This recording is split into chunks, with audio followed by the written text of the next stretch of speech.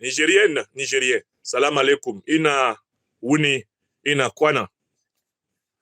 J'ai le bonheur de partager avec vous, avec toutes les Africaines, avec tous les Africains du continent des diasporas, en ce 18 décembre 2024, ma modeste analyse des propos profonds qui ont été tenus par notre doyen, notre aîné, le chef de l'État de la République du Niger, son Excellence, Monsieur le Général de Brigade, Abdourahmane Tiani, que je salue, avec l'ensemble des membres du CNSP, du gouvernement et toutes les forces vives du Niger, parmi lesquelles je compte tout naturellement les forces armées du Niger, dont je suis désormais un promotionnaire symbolique puisque j'ai été intégré dans une promotion à titre symbolique lors de mon séjour récent et de ma participation à la fête de l'armée du Niger à la base 101,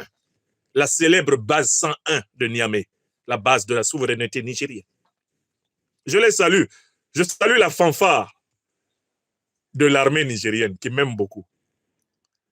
Je salue les artistes de l'armée nigérienne qui m'ont intégré dans leur promotion.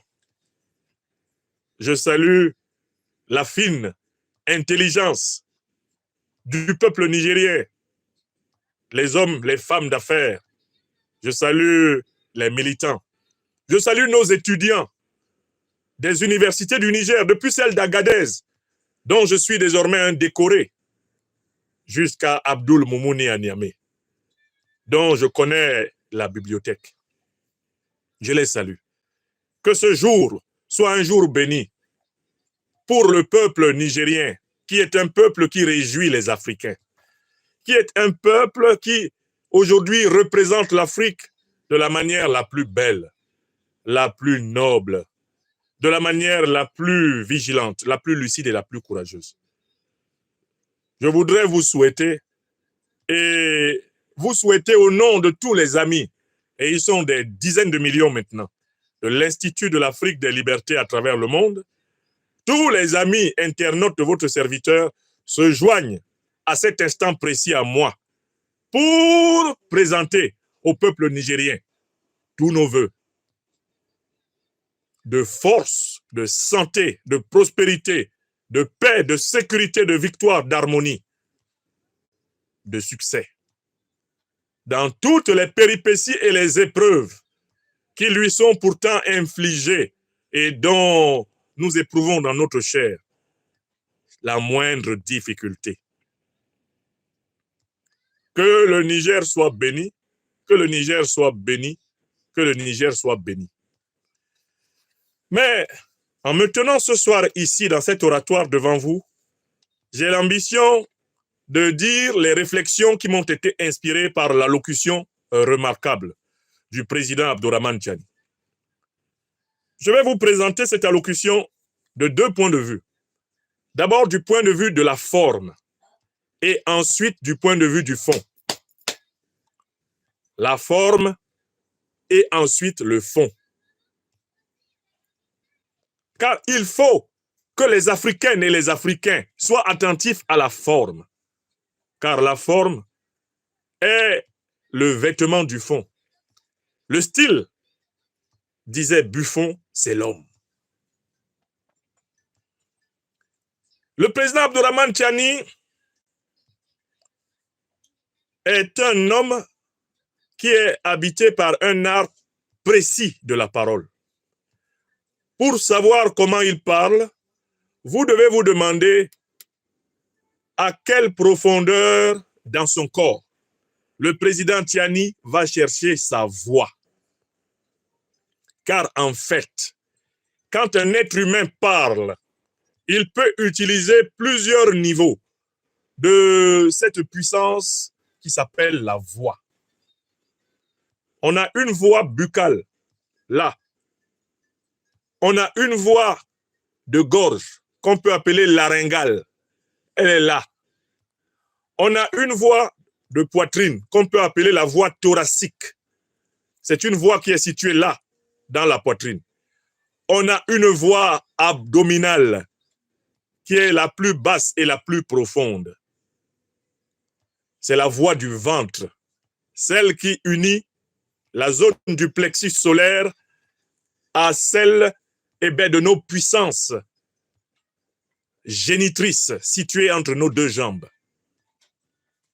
Voilà les principaux niveaux de voix que l'homme utilise quand il parle. Et je tiens à vous informer, pour ceux qui ne le sauraient pas, que tous les grands orateurs utilisent ce qu'on appelle la voix des profondeurs. Ils vont chercher l'énergie loin en bas pour l'offrir littéralement en offrande au Créateur. Les grands orateurs n'utilisent pas la voix buccale. Les grands orateurs n'utilisent pas la voix de gorge, la voix laryngale. Les grands orateurs n'utilisent pas la voix de poitrine. Les grands orateurs utilisent la voix qui est connectée en réalité au ventre et au bas-ventre. Ils vont chercher les énergies les plus puissantes de la génération humaine et ils les transforment en un verbe créateur, en les projetant sous la forme de la parole des profondeurs. Si vous écoutez les discours du président Abdourahmane Tiani, vous comprendrez qu'il parle en utilisant la voix des profondeurs.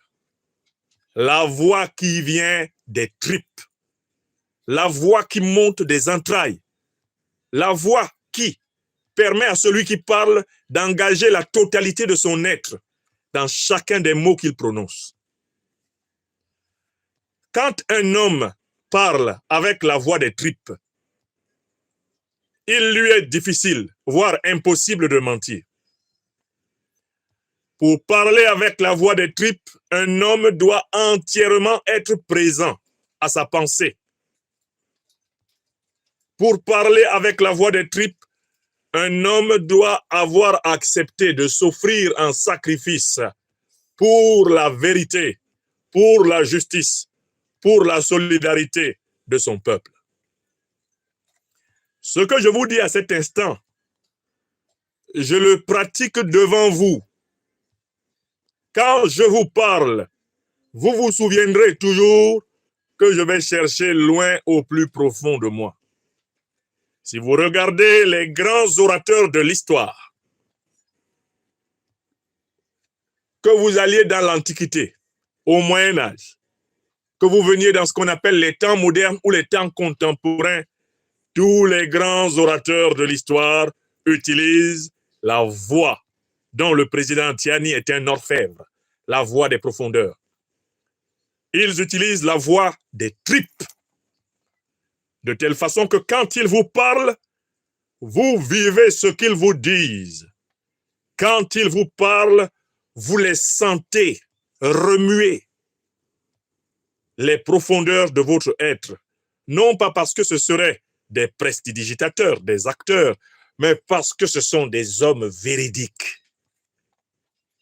Ce sont des serviteurs du Très-Haut.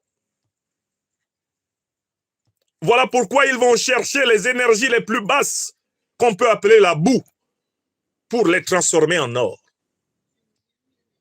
C'est ce qu'on appelle l'art de la transmutation des métaux. Oui, le président Tiani est un orfèvre de la transmutation des métaux. Il prend les choses les plus simples, les choses les plus élémentaires de la vie de son peuple, et il les transforme en une doctrine de lumière, une doctrine qui redresse ceux qui n'avaient plus de colonne vertébrale, une doctrine qui donne un axe, une doctrine qui réveille, une doctrine qui éveille, une doctrine qui fait vibrer toutes les dimensions des personnes qui l'écoutent. Et ça, c'est le président Tiani derrière la caméra. Je vous souhaite de l'avoir devant vous un jour de votre vie, qu'il soit assis ou debout. Quand cet homme parle, vous savez qu'il est habité par la parole. Ce que les Grecs appellent le logos. Ce que les Bassa Bantous de chez moi au Cameroun appellent Boukou. Beaucoup. La parole. Tina Mebouk, donnez-moi la parole. Et je vous invite à observer tous les voyous politiques que nous avons sur le continent. Vous vous rendrez compte qu'ils ont presque tous systématiquement un problème de voix. Quand vous écoutez le président Tiani, faites l'effort d'aller écouter Nelson Rolihlahla Mandela. Quand vous écoutez le président Tiani, faites l'effort d'aller écouter Ahmed Sékou Touré. Quand vous écoutez le président Tiani, faites l'effort d'aller écouter les discours de Sam Nujoma ou de Julius Nyerere, le Mwalimu de la Tanzanie. Quand vous écoutez le président Tiani, cherchez les discours du lion de Zambie, Kenneth Kaunda. Quand vous écoutez les discours de Tiani, cherchez Muammar el-Kadhafi des grands jours. Cherchez Martin Luther King. Et vous allez voir que le président Tiani fait partie de la race des grands orateurs politiques de l'histoire. Lui, il n'est pas dans le langage fleuri, il est dans le langage transformateur. Il est dans la puissance de la parole vraie, la parole d'homme à homme, celle qui, proférée, éclaire ceux qui l'écoutent. Je voulais souligner ce point essentiel pour dire au Niger et à l'Afrique que nous avons besoin de ce type de dirigeants. Quel que soit leur niveau d'éducation, d'instruction ou de culture, ce n'est pas de cela qu'il est question. Nous avons besoin de dirigeants qui nous parlent vraiment. Comment voulez-vous que je vous le dise? Dans ma langue Bassa Bantou, on dit Digwengongba ane babamporos bis horo.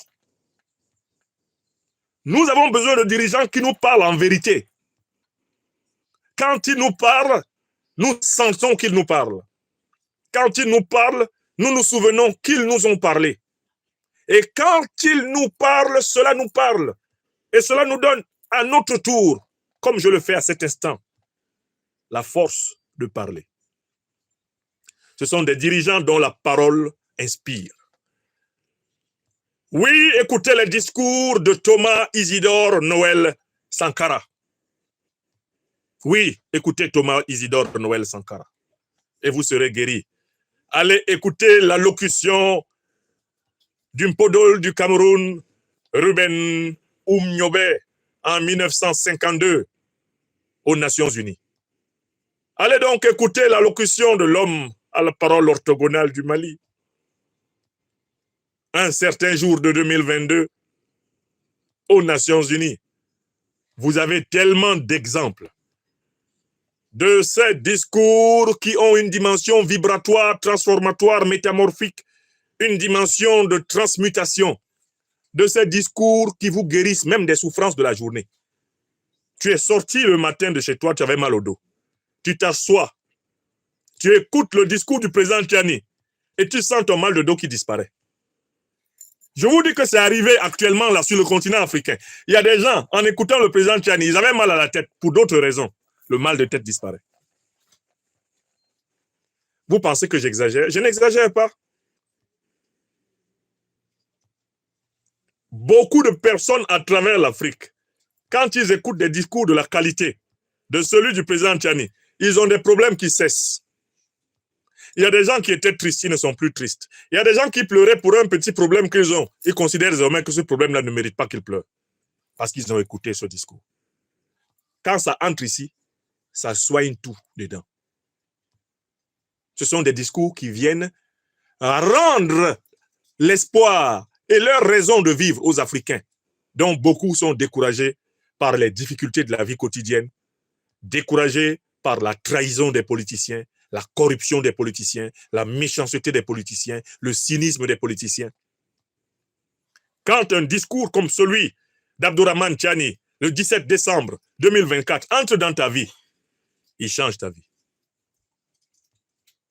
Et c'est cela, le type de discours que les Africains veulent entendre. Et c'est ce type d'homme politique qui parle comme Tiani parle que nous voulons voir partout en Afrique. Pas les discours grenouillants, pas les somnifères d'Alassane Dramane Ouattara. Quand Alassane Dramane Ouattara commence à parler, même les insomniaques chroniques commencent à ronfler. Et oui, job mais calbé. Je dis que quand Ouattara commence un discours là, à Abidjan, tu entends toute la ville qui ronfle. Alors, on a eu 3% de croissance. Et avec 5% de croissance, je vous le promets, on va passer à ceci de PIB. Le PNB va monter à 9%. Les Ivoiriens sont là. Ils disent, hé, Ouattara, on t'a fait quoi? Heureusement qu'ils ont d'autres chaînes. Tu entends seulement dans les maisons. Il faut donner télécommande là. Il faut donner télécommande. Ado a commencé à faire dormir les gens. Il est 20h, il est en train de faire qu'on va dormir. Il faut zapper ça. Oh. Mettez autre chose. N'allez pas écouter les discours de Paul Biya. C'est écrit pour empêcher les gens de penser. Nous avons des crédits à taux prohibitif. Quand tu dis ça à qui? Qui t'écoute au Cameroun quand tu parles comme ça? À la détérioration les termes de l'échange ayant provoqué un certain nombre de dysfonctionnements dans les prévisions du millénaire. Il a été question de nous concerter pour construire des synergies. Bolbia, tu parles comme ça à qui? Qui t'écoute? Les Camerounais sont déjà partis, ils sont sur les réseaux sociaux en train d'écouter le Diapap ou en train d'écouter le discours d'Abdourahmane Tchani ou le discours d'Assimi Goïta ou le discours d'Ibrahim Traoré. Les Africains et les Camerounais sont déjà partis il y a longtemps. Ils n'écoutent pas ça. Hein?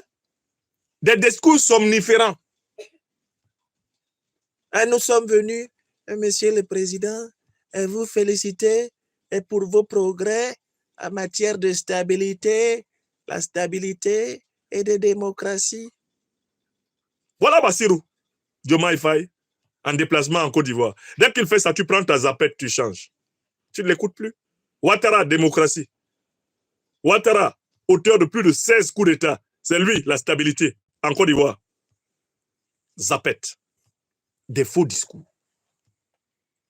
Quant à Tinubu, dès que les Nigérians le voient, les Nigérians comprennent que c'est l'heure d'aller dormir. Dès que sa tête apparaît à la télé, là, avec son chapeau penché, là, sa chéchia, là, les Nigérians comprennent que, better we go sleep. That man don't come again. Le type s'y est encore venu. C'est mieux d'aller dormir. Qui écoute Tinubu au Nigeria? Et lui-même, Tinubu dit qu'il n'écoute pas les Nigériens. I don't follow social medias. I don't follow social medias. Because when I look social medias, I get blood pressure. Vous savez ce qu'il dit là? Il dit que lui n'écoute pas les réseaux sociaux des Nigériens là, parce que s'il regarde ce que les Nigériens disent sur lui dans les réseaux sociaux, il attrape l'hypertension artérielle. C'est ce que Tinubu dit. Hein? On ne l'écoute pas, lui aussi n'écoute personne. Il fait lui ses discours, il s'assoit à Aso Rock, il fait son discours à Abuja là-bas. C'est lui seul qui s'écoute. Les Nigériens ne sont pas là-bas. Les Nigériens ne sont pas là-bas. Ce sont des individus somniférants. Des types comme Talon Patrice, qui passent tout son temps à se vanter des moindres accomplissements. Nous avons décidé de faire du Bénin un hub qui, à tout point de vue, est attractif et est susceptible de se projeter dans un futur profondément futuriste. D'ailleurs, je ne connais pas, avant notre séjour au pouvoir, et des opportunités de la valeur de celles que nous avons projetées pour le Bénin. On dit, Talon, nous, on avait quitté les vents pour venir penser que tu allais dire quelque chose. Tu as recommencé avec ta fanfaronnade. Tu n'avais rien ici, tu t'es enrichi en récupérant des morceaux entiers de l'État du Bénin. On a bradé des entreprises publiques et parapubliques et tu les as mises dans ta poche. Tu viens nous raconter que toi, tu es parti d'où? Tu as accumulé la fortune. Ta fortune est née de l'exploitation de l'État béninois. Du bradage de l'État béninois comme Ouattara Dramane. Vous n'êtes pas des modèles. Quel business tu as fait? Le premier business que tu as fait, ça a été d'entrer dans les grâces de ceux qui tenaient l'État pour qu'ils t'en cèdent des morceaux entiers. Tu as fait quoi? Et aujourd'hui, ton ambition, c'est ça. Qu'est-ce que tu nous racontes? Nous avons fait du Bénin un hub et dans lequel les Béninois n'écoutent pas ça. Ils n'écoutent pas ça. Voilà Nana Akufo-Addo. Son candidat a perdu les élections. Pourquoi? Parce que Nana a été assimilé à un footballeur particulièrement catastrophique qui jouait à Manchester United et qu'on appelait Maguire. Et il y a un député qui a raconté l'histoire de Nana Akufo-Addo. Les gens pensaient, quand ce type arrivait à la tête du pouvoir au Ghana, qu'il allait transformer la vie des gens. Or, c'était un incapable. Il a conduit le Ghana 3 fois en faillite. Il est allé mendier de l'argent aux États-Unis en essayant de vendre l'âme du Burkina Faso là-bas, en disant que le Burkina Faso était occupé par l'armée russe. Un député a dit, there was a singular player in Manchester United. His name was Maguire.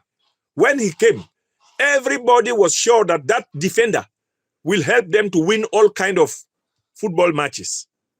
But finally, Maguire became the most important goal scorer against his own team. Traduction. Il y a un joueur qui a été recruté à Manchester United. Manchester avait été sûr que vraiment avec lui, tous les matchs seraient gagnés. Il s'appelait Maguire. Mais quand le monsieur est arrivé là, le nombre de buts qu'il a marqué contre son camp, ça a dépassé tout le monde. Et le député ghanéen de continuer. We have a Maguire here in Accra at the Presidential Palace. Nous avons un Maguire ici à Accra au Ghana, au palais présidentiel. His name is Nana Akufo-Addo.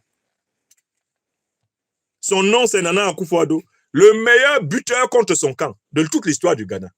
C'est lui là. Donc voilà la différence. Quand vous regardez ces chefs d'État menteurs, démagogues, flatteurs, ces chefs d'État qui tournent autour du pot, ces chefs d'État qui font des phrases qui ne signifient rien, qui peuvent parler 2 heures, 3 heures, 4 heures, on ne retient rien de ce qu'ils ont dit. Et personne n'a la même version de ce qu'ils ont dit. Quand vous avez ce genre de chef d'État, vous mesurez la chance que le Niger a d'avoir le président Tchani. Quelqu'un qui parle et puis on comprend. Quand il parle et qu'il a fini, eh bien on se dit, il a parlé et il nous a donné, nous aussi, la possibilité de parler. Parce que ce qu'il a dit fait sens dans notre vie. Ce qu'il a dit améliore notre vie. Je tenais à insister dans la première partie du discours sur la qualité de la parole des dirigeants de l'AES et la qualité de parole du président nigérien. Il va droit dans le cœur de ceux qui l'écoutent. Et puis, c'est un président qui veille à parler à son peuple dans toutes les langues. Là, il a parlé dans la langue de travail de l'administration, hérité de la colonisation, le français, mais c'est un polyglotte. Il parle en zarma. Le même président Tchani, là, il va parler en Hausa. Donc, lui, quand il s'adresse à son peuple, là, il n'y a pas quelqu'un qui va dire « Je n'ai pas compris ». Ce qu'il a dit là, en français, que vous avez vu, ça sera dit en zarma. Ça sera dit en Hausa. Donc, tous les Nigériens, comme les Nigériens pratiquent tous, soit le Hausa, soit le zarma, en plus, la plupart du temps, du français, à plusieurs niveaux différents, le président Tchani est l'un des chefs d'État qui communique en profondeur avec le peuple africain. Regardez les voyous que nous avons à la tête des pays de la France-Afrique. Paul Biya, 42 ans au pouvoir, il a déjà tenu un seul discours en langue nationale. 42 ans à la tête du Cameroun, pas un discours en langue nationale. Pas un seul. Voilà Ouattara. Il sait parler moré.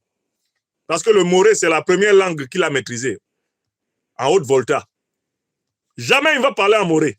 Parce qu'il a honte de ses origines. Alors que le Burkina, c'est l'une des terres africaines les plus belles qui soit. Il n'y a aucune terre africaine qui soit méprisable. Aucune. Le pays des hommes intègres. Et le moré, c'est l'une des plus belles langues. C'est l'une des plus belles langues qu'on puisse parler sur la terre. Moi, j'aimerais être un moréphone.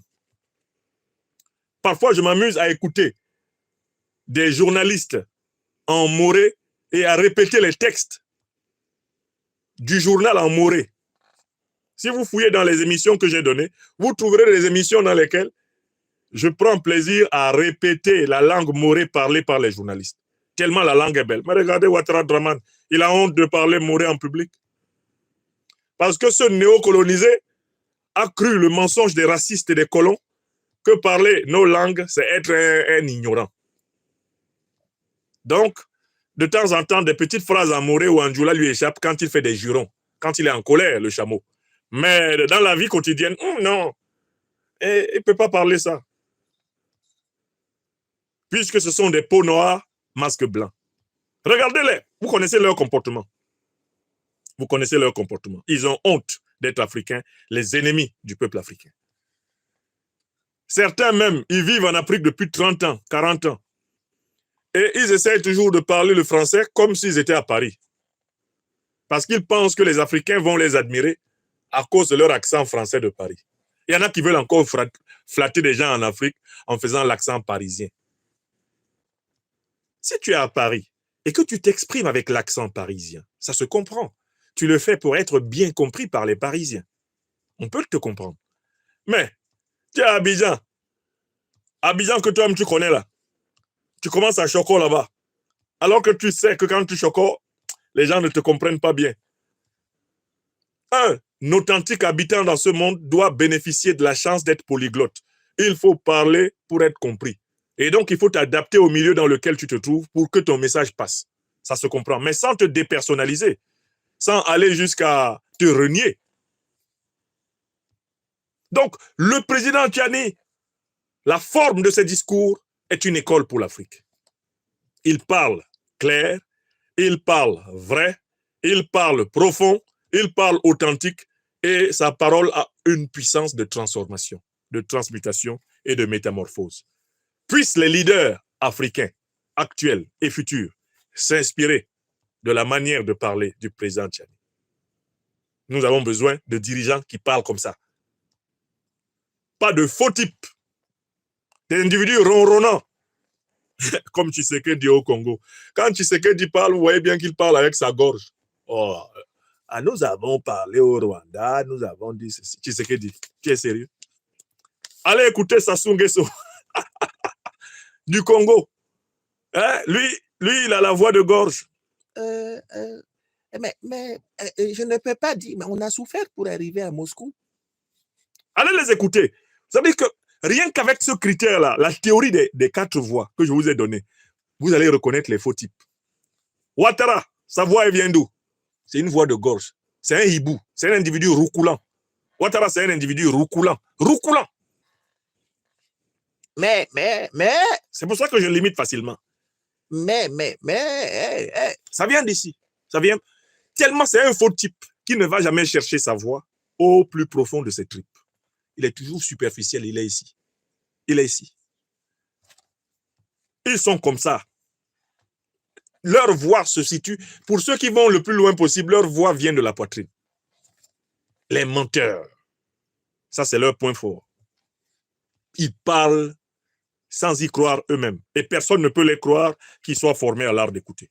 Je tenais à insister sur l'art oratoire des dirigeants de l'AES, qui est un art oratoire imbibé dans une véritable spiritualité de la vérité.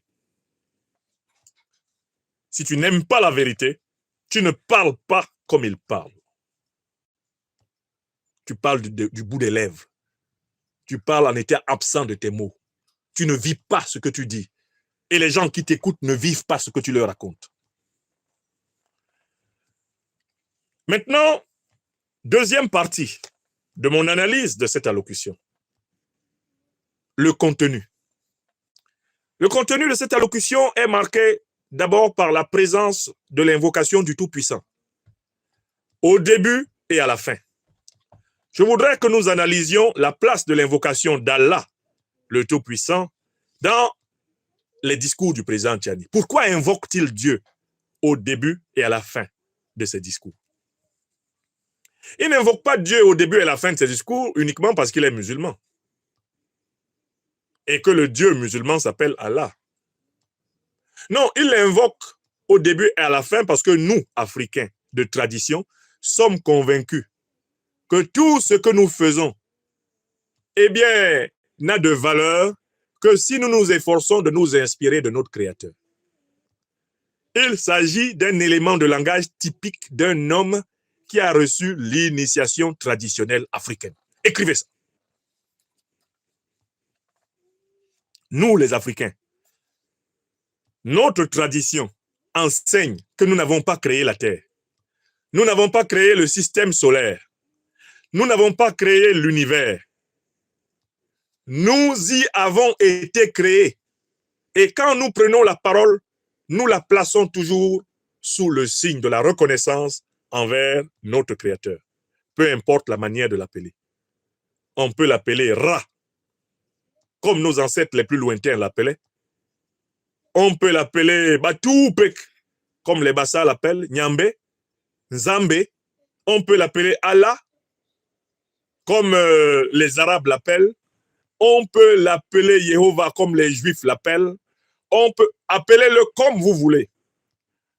Dans ma langue maternelle, il y a un très bon chant qui dit Ayelelem. C'est le même. Tous les temples qu'il y a sur la terre, d'une manière ou d'une autre, réfèrent toujours au même et unique créateur de tous les mondes. Car il n'y a de Dieu que Dieu.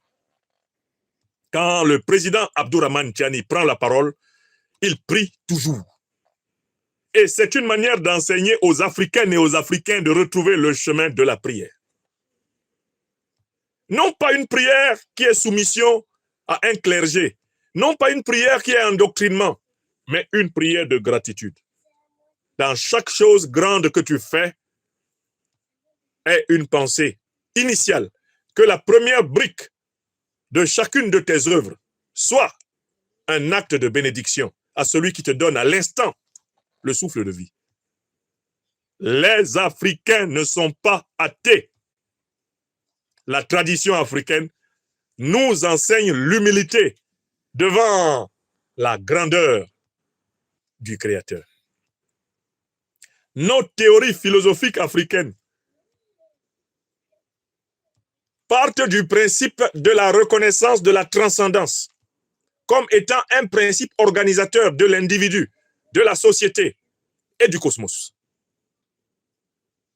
C'est fidèle à cela que le musulman traditionnaliste africain, Abdourahmane Tiani, comme d'ailleurs ses frères du Mali et du Niger, les présidents Goïta et Traoré, ouvrent leurs allocutions par une invocation. Toi qui n'invoques pas, dis-nous si tu t'es créé. Toi qui n'invoques pas, dis-nous si tu as créé la terre. Toi qui n'invoques pas, dis-nous si tu as créé le système solaire. Dis-nous si tu as créé la Voie lactée. Dis-nous si tu as créé l'univers. Toi qui n'invoques pas, viens nous expliquer comment le hasard a rendu possible des complexités aussi géniales que l'être humain. Nous, en Afrique, avons la conviction humble que l'orgueil de la raison ne peut pas épuiser la transcendance de la création. Je recommence. Nous, Africains, première civilisation de l'humanité, avons l'humilité de reconnaître que l'orgueil de la raison de l'homme ne peut pas épuiser et dominer la transcendance de la création. Il est, il fut, et avant même que le fut ne fût, il est, et il est encore, et avant même que l'être présent soit il est, il sera, et il sera encore, et il sera, et il est ce qu'il sera, Alpha et Oméga. Toujours, toujours et toujours. Tout commence en lui et tout finit en lui. Tout est en lui, tout est par lui, tout s'achève en lui. Il n'y a de Dieu que Dieu. Voilà l'assise fondamentale du président Tiani. Voilà ce par quoi il touche le peuple africain. Tout Africain bien portant sur le plan mental, ou même en difficulté, trouve un médicament dans cet acte d'humilité.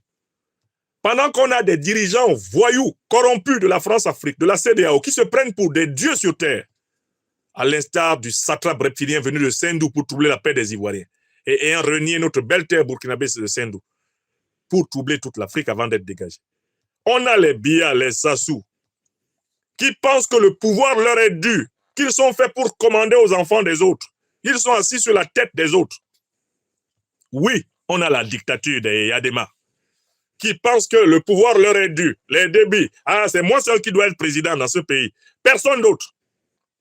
On a les Bongo qui pensaient qu'eux, ils doivent être présidents. On a Teodorino qui est assis en Guinée équatoriale. Moi seul, je dois être président. Après mon père, c'est moi.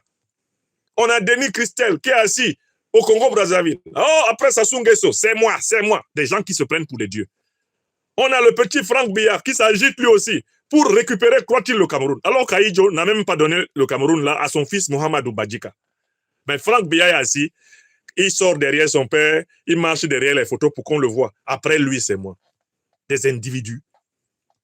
Des avortons mortels qui se prennent pour des dieux.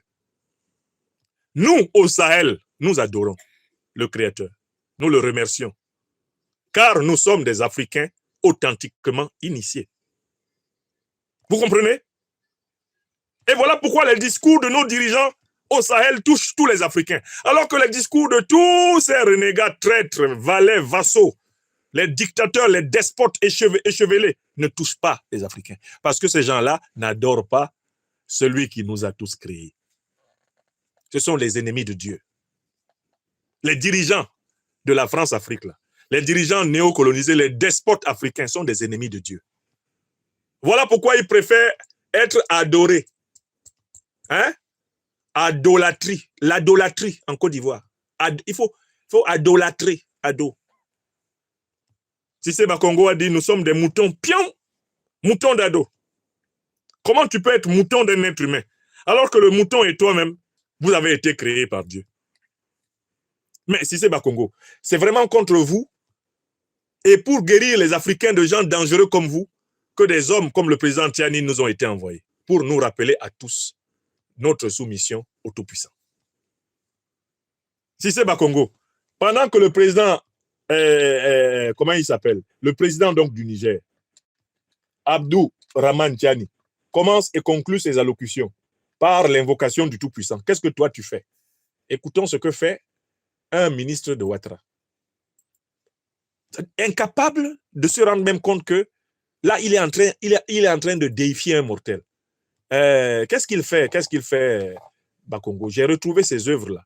Il dit quoi? Décision, on le suit. Oui. Le président prend une décision, ouais. On le suit tous comme des moutons. Hey. Moi, je suis d'accord avec ça. Voilà. On est moutons d'ado. Voilà. Si c'est Bakongo. C'est un ministre de Ouattara. Ceux qui disent qu'on se comporte comme des moutons, nous, moi, je dis on est moutons bien. Voilà. Regardez. Voilà. Est-ce que vous êtes d'accord d'être mouton? Oui. Vous entendez? Voilà. Parce que Ado, quand vous allez à Abidjan, vous ne reconnaissez plus Abidjan. Voilà. C'est contre des individus comme Cissé Bakongo qui prennent des êtres humains comme Dieu que le discours du président Tiani est construit. Malgré les réalisations qu'il va pouvoir revendiquer, tout est dédié au Tout-Puissant. L'humilité est la base de la grandeur humaine. C'est celui qui s'abaisse qui sera élevé, alors que celui qui s'élève, il sera abaissé.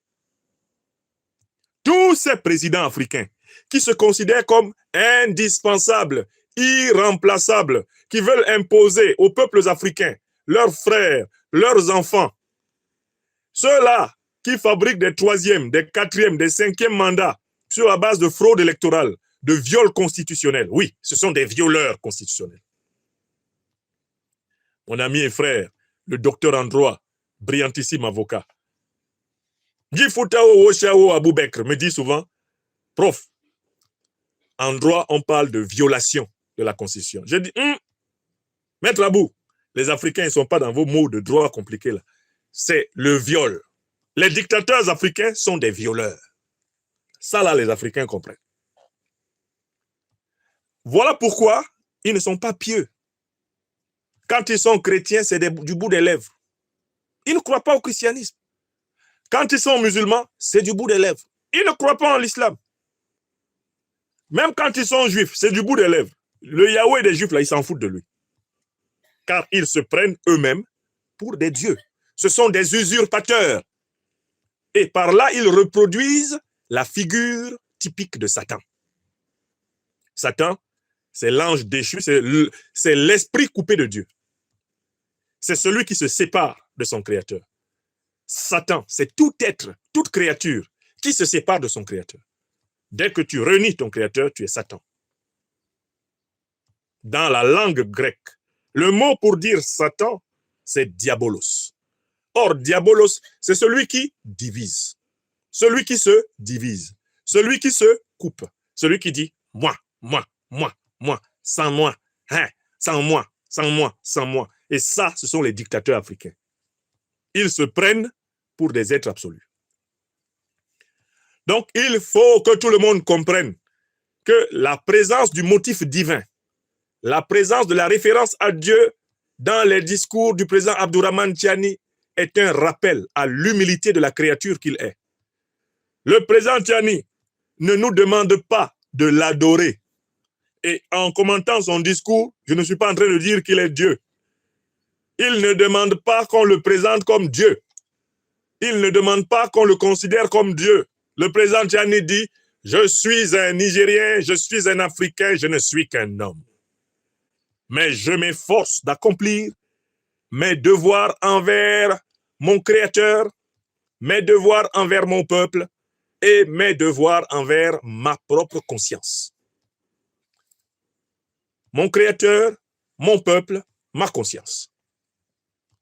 Et c'est comme cela que nous devons tous être. Nous devons nous référer en permanence à celui qui nous accorde le souffle de vie. Nous devons regarder les responsabilités qu'il nous a données.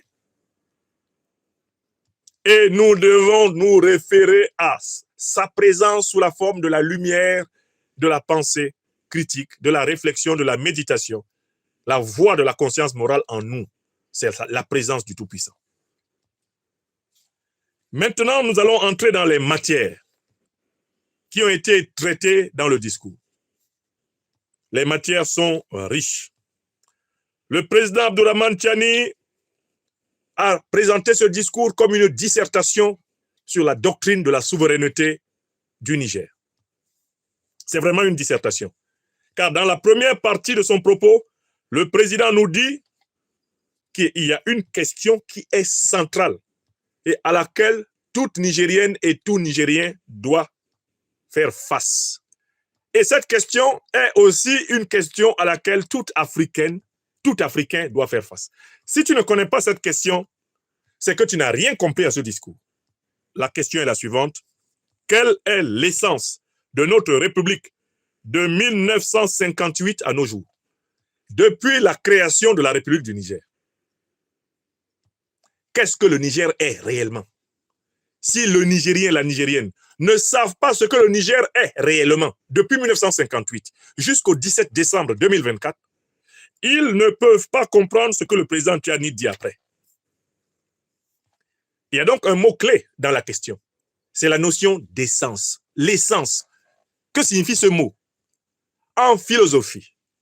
Et le président Tiani est un lettré, titulaire d'un baccalauréat littéraire à la base. Quand il parle de l'essence, il connaît l'opposition classique que l'on fait en philosophie entre l'essence de quelque chose et l'existence de cette chose. L'essence, c'est la nature profonde de quelque chose. C'est ce sans quoi une chose ne serait pas ce qu'elle est. Essence. C'est un mot qui vient du verbe être. L'essence, c'est vraiment l'identité caractéristique, typique, spécifique d'une chose, d'une personne. Par exemple, quand on essaie de saisir l'essence de l'homme, on dit que l'homme est un animal pensant, un animal parlant. On essaie d'identifier quelque chose qui lui soit vraiment propre. Quand on va chercher à savoir ce que c'est que l'essence d'une table, bon, une table, il faut qu'il y ait une surface sur laquelle il soit possible de poser des récipients ou de poser des objets et que cette surface soit soutenue par des pieux sous lesquels on peut placer une chaise. Voilà, l'essence d'une table, c'est au minimum ces trois conditions.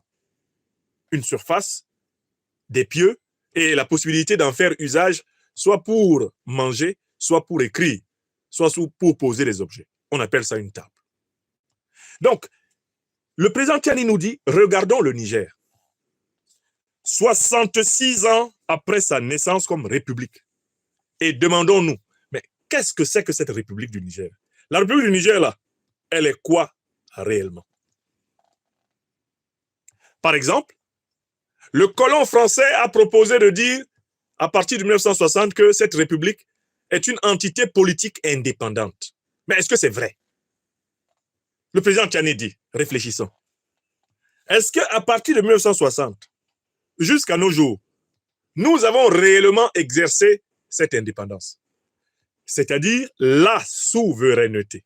C'est-à-dire, est-ce que nous avons nous-mêmes décidé des orientations de notre nation? Parce que qui dit indépendance dit capacité de se défendre et de protéger son territoire par soi-même.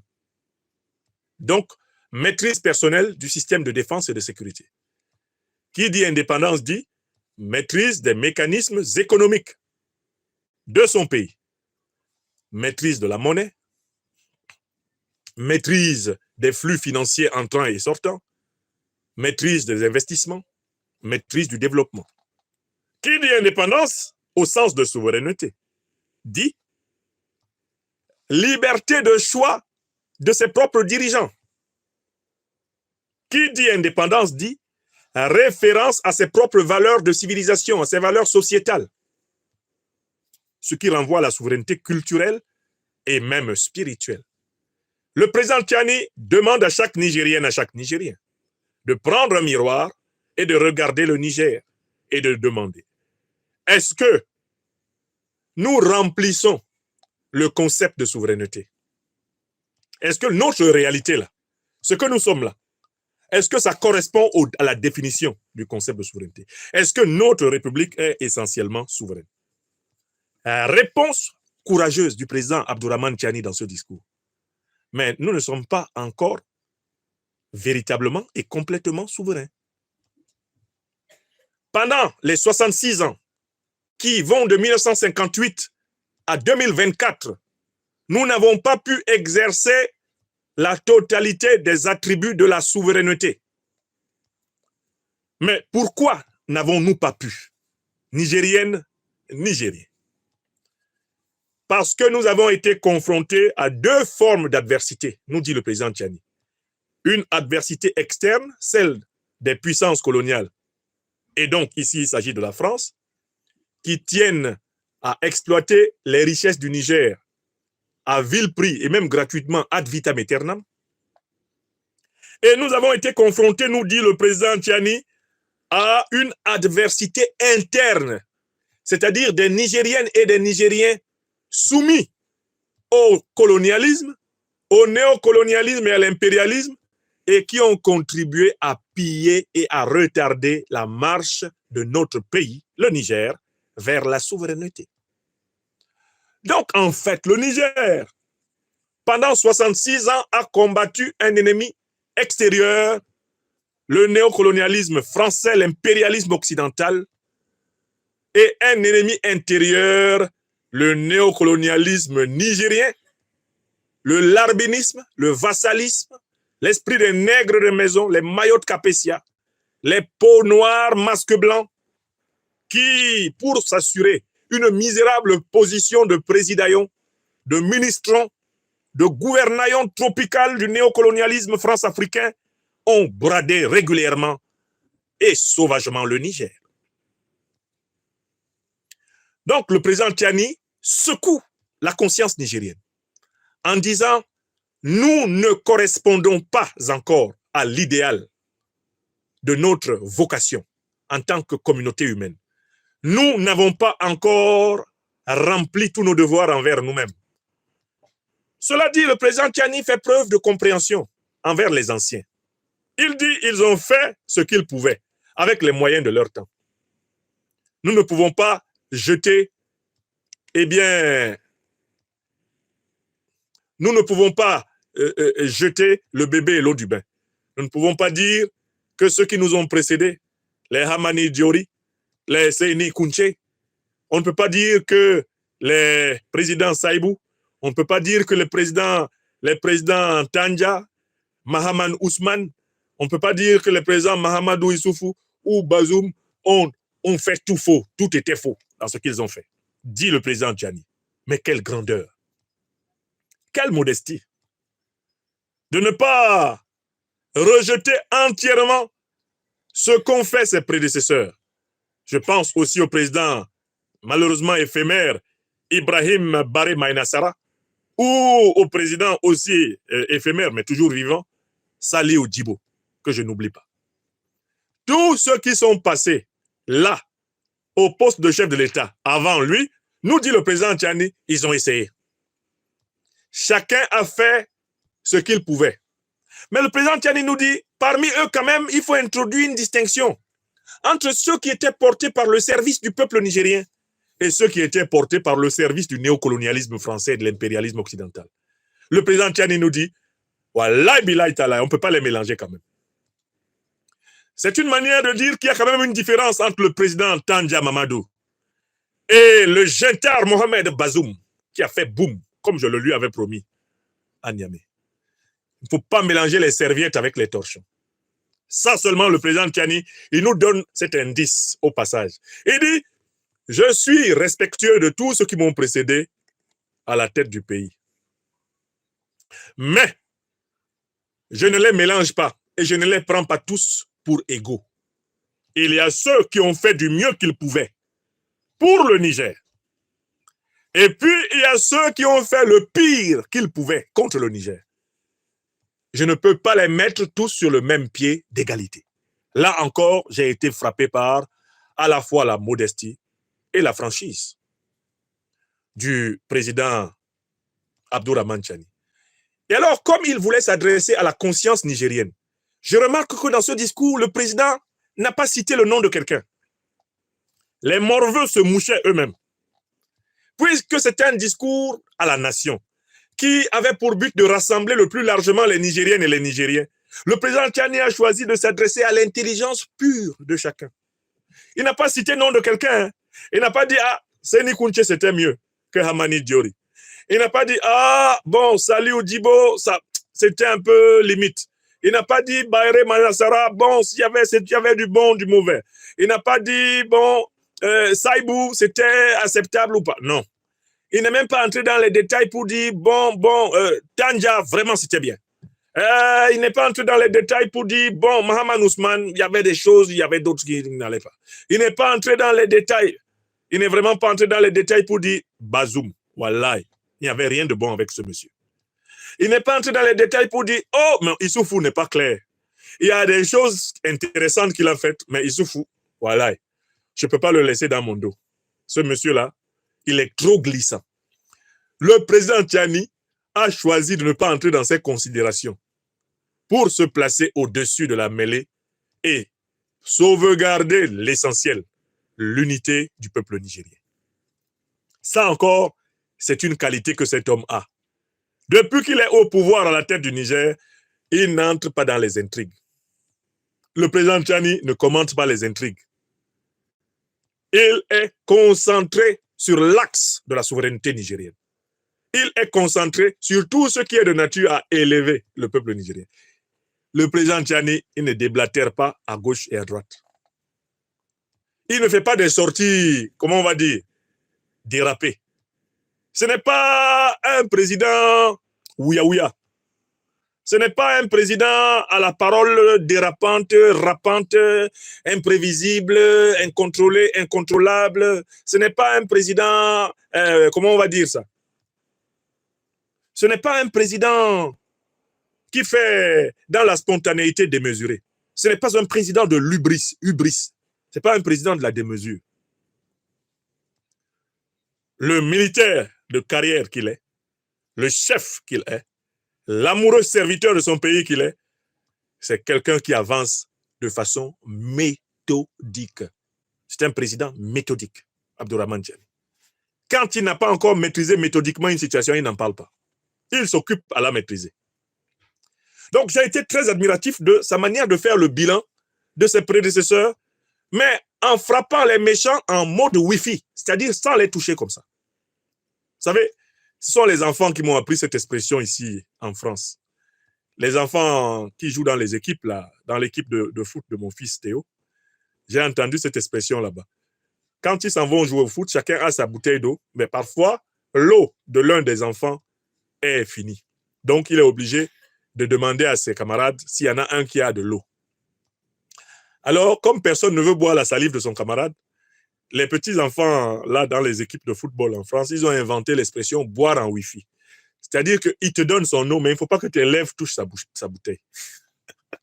Boire en Wi-Fi, et que celui qui a la bouteille tient la bouteille comme ça, et l'autre ouvre la bouche largement, hein, et l'autre verse, sans que le goulot de la bouteille touche la bouche. C'est ce qu'on appelle ici, chez les enfants là, boire en Wi-Fi. Tu bois en Wi-Fi, hein, il t'avertit avant de te donner. Et puis, il tient sa bouteille comme ça et il te donne. Tu ouvres large ta bouche, il envoie un peu et puis il arrête parce que c'est son eau. Le président Tchiani, il a fait une critique en Wi-Fi de ses pires prédécesseurs. Il n'a nommé aucun. Mais tout le monde les a reconnus. Ceux qui ont bradé le Niger là, voilà, tout le monde les a reconnus. Le président Tchiani a procédé à une caractérologie. Il les a typologisés. C'est-à-dire que quand il te dresse le portrait du mauvais dirigeant, toi-même tu vois que ça c'est Bazoum.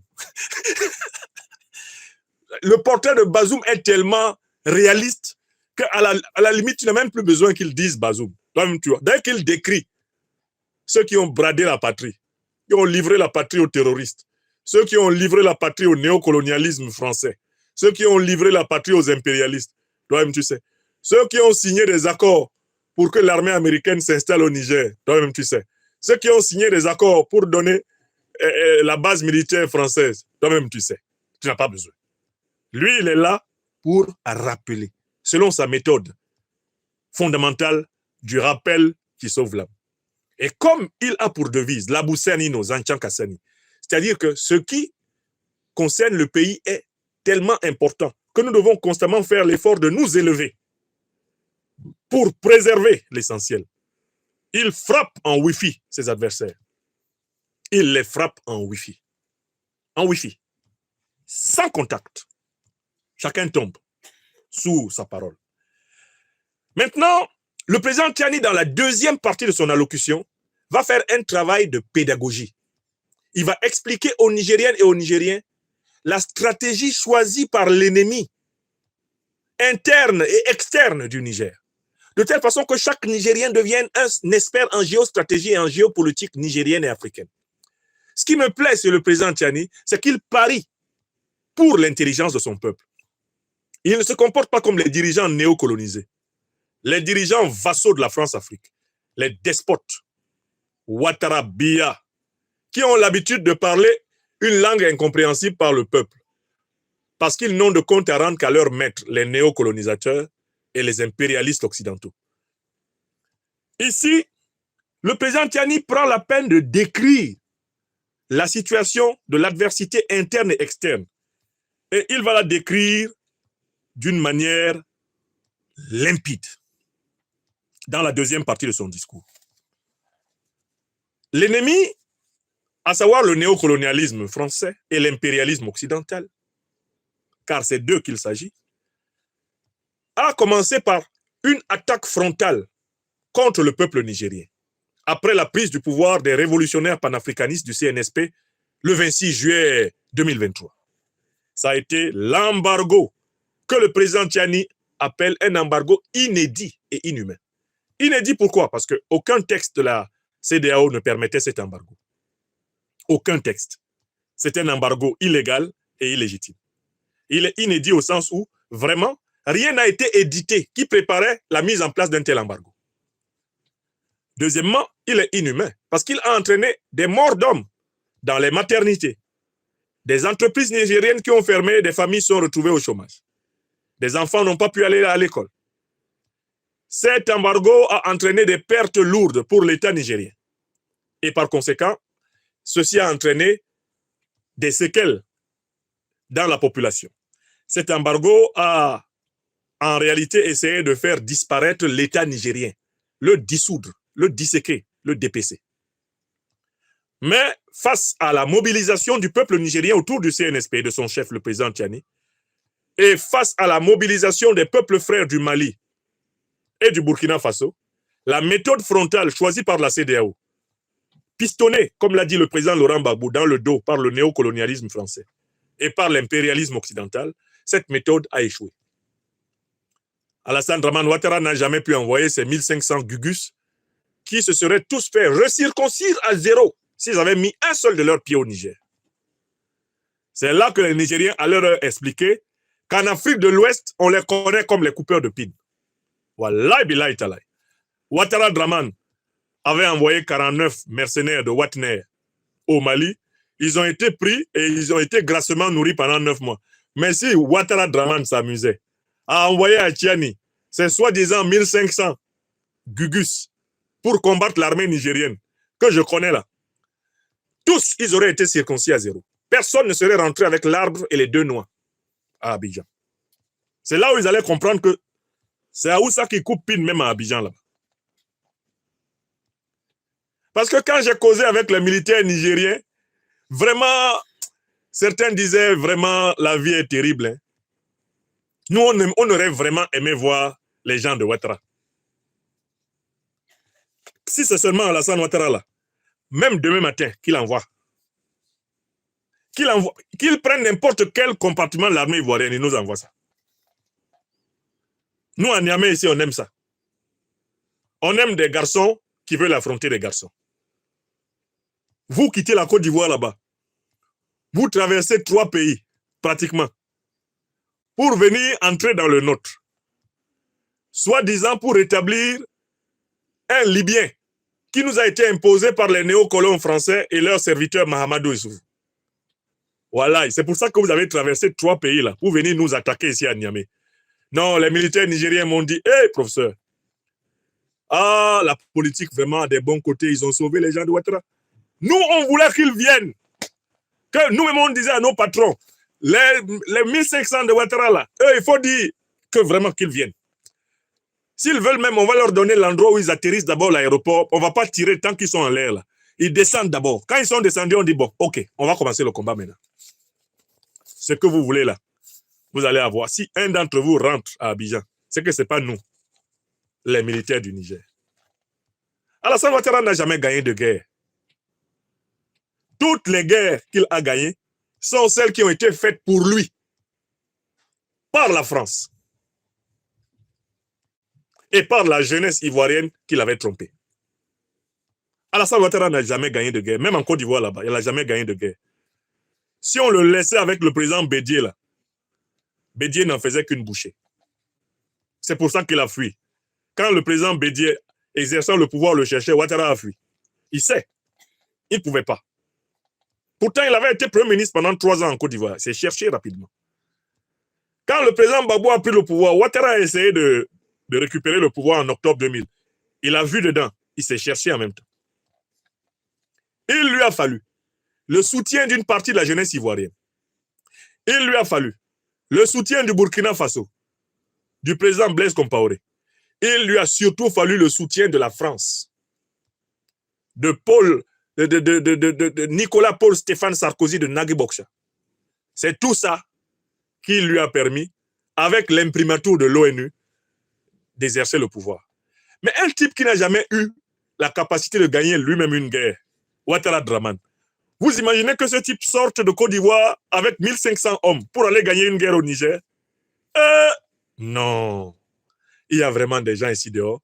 Je dis que les militaires nigériens, là, quand ils marchent dans la journée comme ça, ils disent, oh, vraiment, en 2023, là, on a raté quelque chose. La politique nous a empêchés de corriger Ouattara Draman. S'ils nous avaient envoyé les 1500, la façon dont on allait les chicoter à Niamey, là, ils allaient maudire Ouattara, c'est même eux, ils allaient dire, si vous nous libérez, nous on rentre là-bas, c'est pour coup d'État contre Ouattara en même temps. Pardon. Ne nous circoncisez pas encore. Oui. Donc, les ennemis internes, c'est qui? Ce sont ces Nigériens qui se sont mis aux côtés de la CEDEAO contre le Niger, se sont mis aux côtés du néocolonialisme français contre le Niger. Et je n'oublierai jamais les plus célèbres d'entre eux, Mohamed Bazoum, bien sûr, et 2 de ses lieutenants, dont les Nigériens n'oublieront jamais les noms, Hassoumi Massaoudou et Abou Tarka, qui se sont fondus depuis très longtemps dans la nature. Tous ces gens-là étaient chargés avec le mouvement de rébellion artificielle qu'ils avaient créé un soi-disant front de libération patriotique du Niger, et les organisations terroristes qui sont leurs alliés, Al-Qaïda et l'État islamique, ils ont essayé d'attaquer frontalement le Niger. Ça n'a pas marché. Comme ça n'a pas marché, le président Tiani informe son peuple qu'ils ont élaboré une nouvelle stratégie en 8 points. Une nouvelle stratégie, j'ai compté les points en 8 points. Cabale médiatique, ça veut dire que les Nigériennes et les Nigériens doivent faire attention à ce qu'ils lisent dans les journaux. Parce que la plupart des choses qui sont dites dans les journaux, qui sont tenues par les ennemis du Niger, sont des mensonges sur le Niger. Le président Tiani avertit son peuple. Vous ne croyez pas tout ce que vous voyez. Quand vous ouvrez votre télé, que vous tombez sur leurs médias, regardez avec prudence. Car ils sont dans une grande cabale médiatique contre notre peuple. Ils disent tout le contraire de ce qui se passe. Et ils essayent absolument de nous enfoncer et de nous présenter sous le jour le plus triste et le plus mauvais. Deuxième arme, une tentative de créer des divisions à l'intérieur du CNSP. Une tentative d'opposer les responsables du CNSP, de semer la méfiance entre eux. Ça, c'est un message que le président Tiani réitère à ses compagnons en leur disant « Nous avons pris la responsabilité de travailler pour notre peuple. N'oubliez pas qu'à cause de cette décision, nous serons l'objet 24 heures sur 24 des propositions indécentes de nos ennemis, les néocolonialistes français, les impérialistes occidentaux et leurs suppôts terroristes.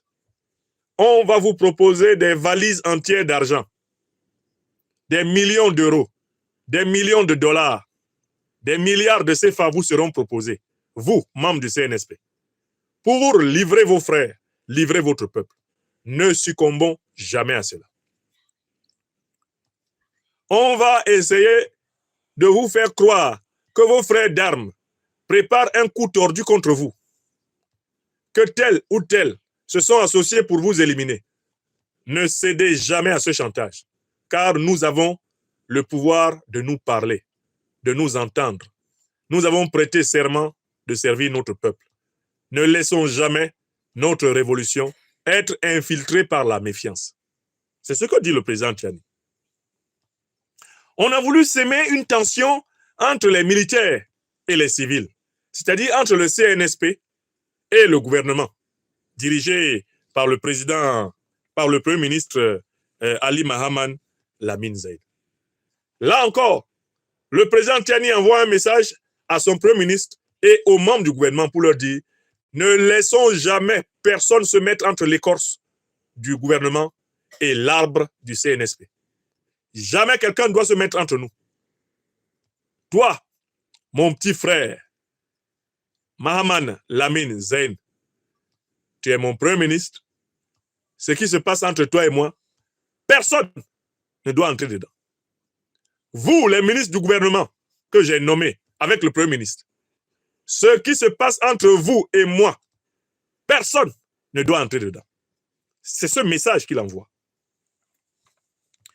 Toujours dans cette approche machiavélique.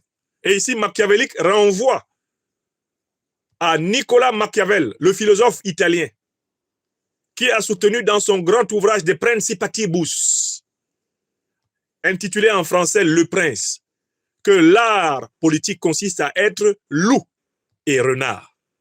Loup, c'est-à-dire violent, et renard, c'est-à-dire rusé.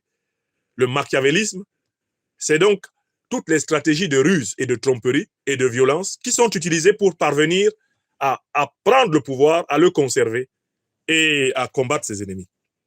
On a tenté de machiavéliser le CNSP, de machiavéliser la relation entre le CNSP et le gouvernement, et on a tenté de semer une méfiance entre le gouvernement et le peuple. Le président Tiani souligne cela pour que ses concitoyens soient avertis de ces méthodes. Troisième méthode, une campagne diplomatique de diabolisation du Niger. Vous avez bien vu comment on a tenté aux Nations Unies d'imposer comme ambassadeur du Niger à New York quelqu'un qui n'avait pas l'accréditation du gouvernement. Comment on a tenté d'empêcher le ministre nigérien des Affaires étrangères, Yahou Sangari, on a tenté de l'empêcher de s'exprimer au nom du Niger, avant finalement de plier l'échine devant l'évidence. Vous avez vu toutes les tentatives de résolution et toutes les calomnies dont le Niger a été victime à l'international. J'ai retenu une calomnie particulière, celle qui a consisté à dire que le Niger voulait vendre son uranium à l'Iran pour que l'Iran fasse la bombe nucléaire, la bombe atomique pour attaquer Israël et les États-Unis. Vous avez vu cette cabale, non? C'était une grande cabale diplomatique qui avait pour but d'obtenir une résolution du Conseil de sécurité des Nations Unies permettant une intervention armée contre le Niger afin d'éviter, prétendait-on, que le Niger vende le combustible nucléaire à l'Iran. Or, le Niger n'a jamais engagé une vente de son combustible nucléaire à l'Iran. Le seul partenaire évoqué par le Niger dans l'exploitation présente et future de ce combustible nucléaire, à ce que nous sachions, c'est la Fédération de Russie. Bon, le Niger peut vendre son combustible nucléaire à la Fédération de Russie puisque c'est une puissance nucléaire. Maintenant, si la Russie décide de vendre ça à l'Iran, ce n'est pas le problème du Niger. Écrivez ça. Ça, c'est le problème de la Russie. Quand je te vends quelque chose, est-ce que je suis encore là pour te dire à qui tu dois vendre la chose? C'est ton problème. N'est-ce pas? La prolifération nucléaire là, dans les États occidentaux, c'est pas comme ça que ça s'est fait. Est-ce qu'il n'y a pas d'États occidentaux qui sont devenus nucléaires sans l'autorisation des autres? Qu'on arrête ce chantage. L'Afrique est imperméable à ce chantage. Donc, on a tenté de mener une campagne diplomatique de diabolisation du Niger. Heureusement, le Niger a tenu bon, ses alliés de l'AES ont tenu bon, et ses grands alliés du monde multipolaire ne se sont pas fait plier le coup au Conseil de sécurité. La Russie et la Chine ont veillé au grain, armés de leur puissant droit de veto. Chaque fois qu'on a voulu couper la tête du Niger au Conseil de sécurité, la Russie a dit niet. Niet. En russe, ça veut dire non. Voilà. Babou, To, Ngang, Aïe, ils ont dit non. Et les néocolons ont mordu régulièrement la poussière dans ces cénacles. Quatrième méthode pour combattre le Niger. On a engagé une guerre financière et économique pour étouffer le Niger. Le président Tchani dit que cette guerre continue. Alors qu'on prétend que l'embargo a pris fin, on continue de tout faire pour que l'État du Niger tombe en faillite. On continue de tout faire pour que l'État du Niger ne s'approvisionne pas librement de ses propres fonds souverains.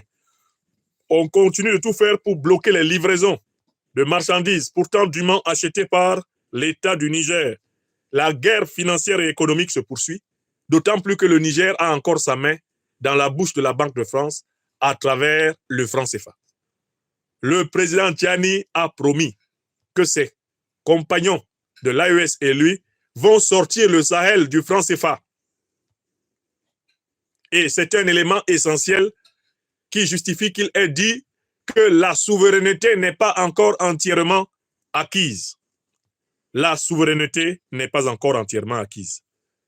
Entre autres parce que l'Afrique sahélienne ne possède pas encore sa propre monnaie. On a essayé autre chose, c'est l'agitation sociale. Essayer de monter les syndicats de travailleurs, du privé, du public, pour les dresser contre le gouvernement. Ça n'a pas marché parce que le gouvernement et le CNSP ont veillé à faire fonctionner l'État nigérien sur moyens propres. On a tenté des démarches de division ethnique. Ceci consistait à essayer d'opposer le Peul, le Touareg, le Zarma, le Haoussa, en utilisant les vieux instruments du colon français avec lesquels il a colonisé ce pays, en instrumentalisant les Africains les uns contre les autres. Cela ne marche plus parce que le peuple nigérien a atteint un niveau de maturité et parce que autant en français qu'en Zarma, en Haoussa, en Fufulde, les Nigériens sont informés des plans des ennemis externes et internes et ils savent désormais se tenir soudés afin de faire face à l'adversité. On a essayé, par conséquent, d'utiliser des bases militaires dans les pays voisins pour encercler le Niger, le Mali et le Burkina. Et c'est ce qui se fait à l'heure où je parle. Le président Tiani fait ici un rappel de la situation géostratégique et géotactique du Niger. J'avais, pour ma part, présenté ici la théorie de l'oignon géostratégique et j'avais dit ceci. L'AES est encerclée de la manière suivante.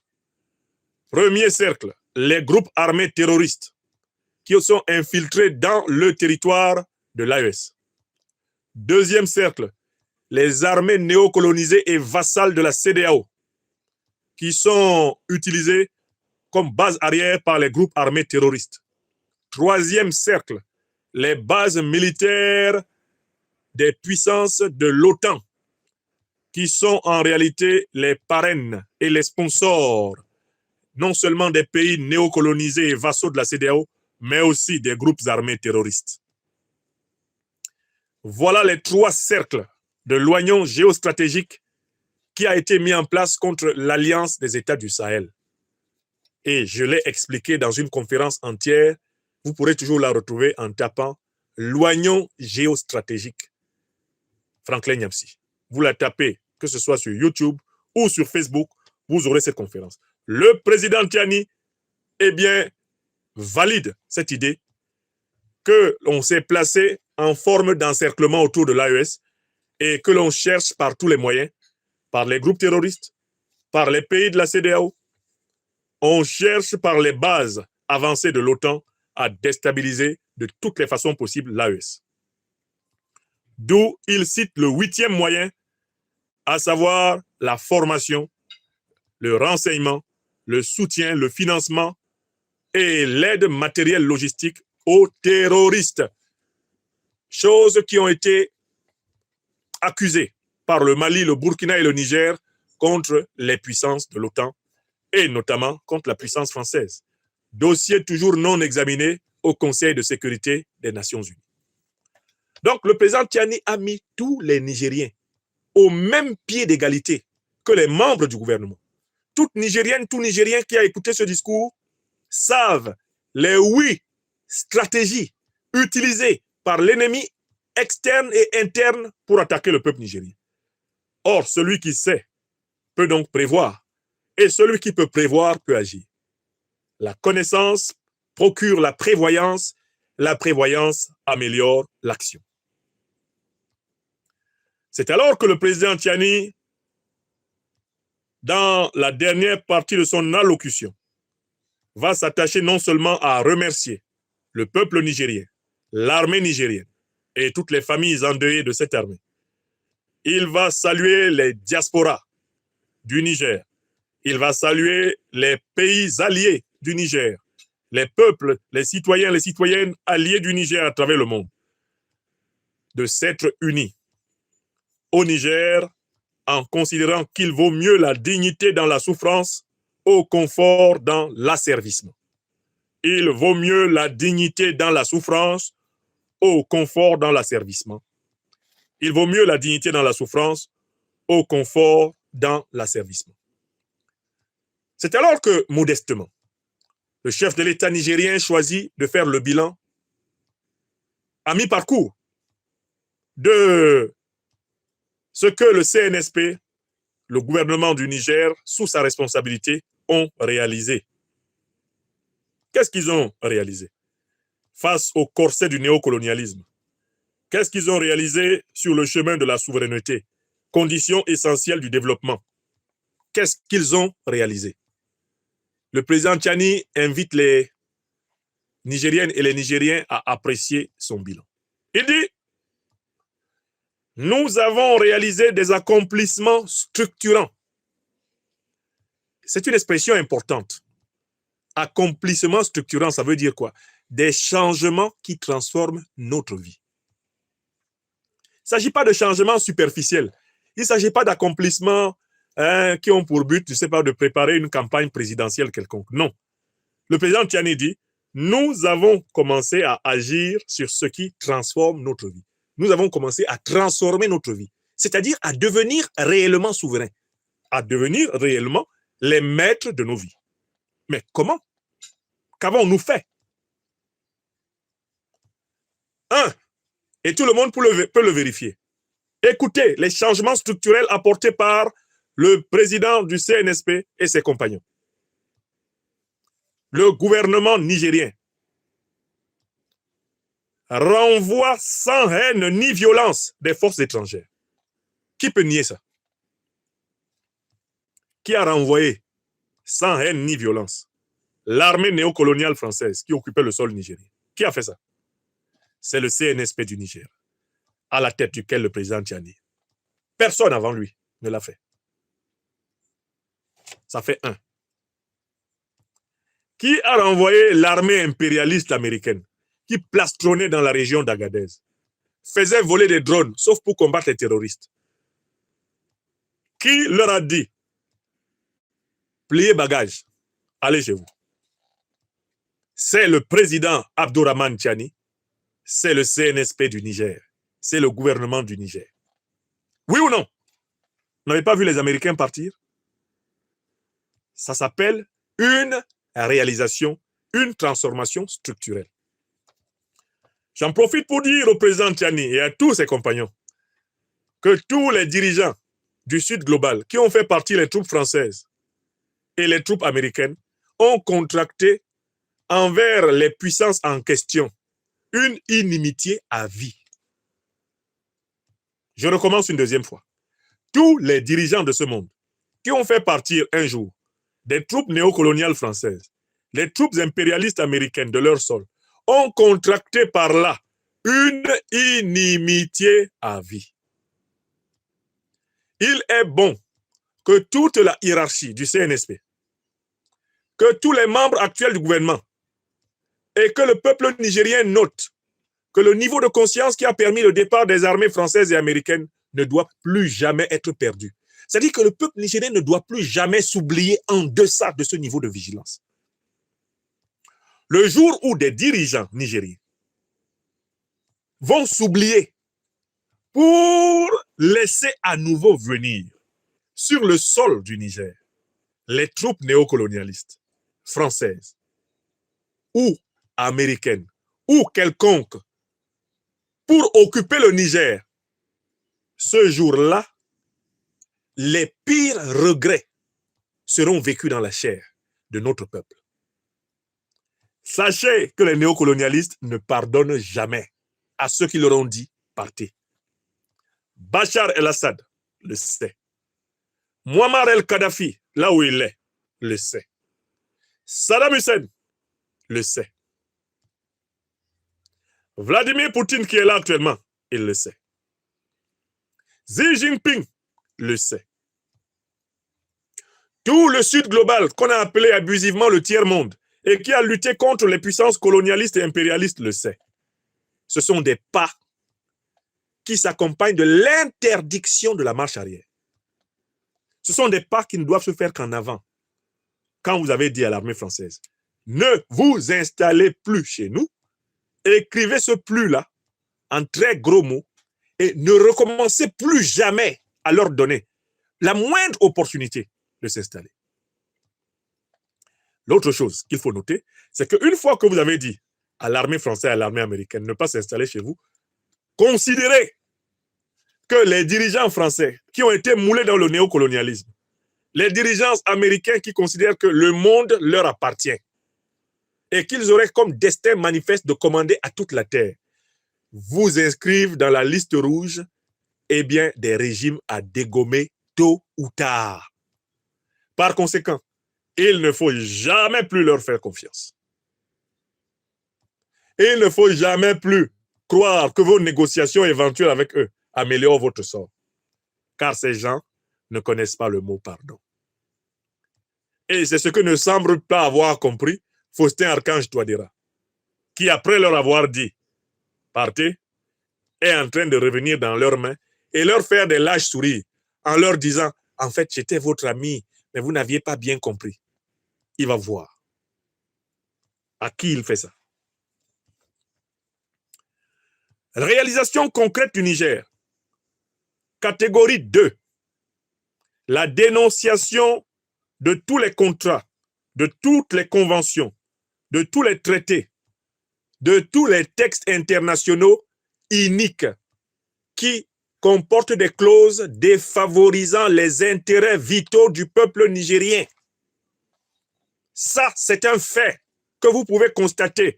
Le Niger est en train de dénoncer systématiquement toutes les conventions qui étaient en sa défaveur. À commencer par celle qui a donné 65 ans d'exploitation de l'uranium du Niger à la France.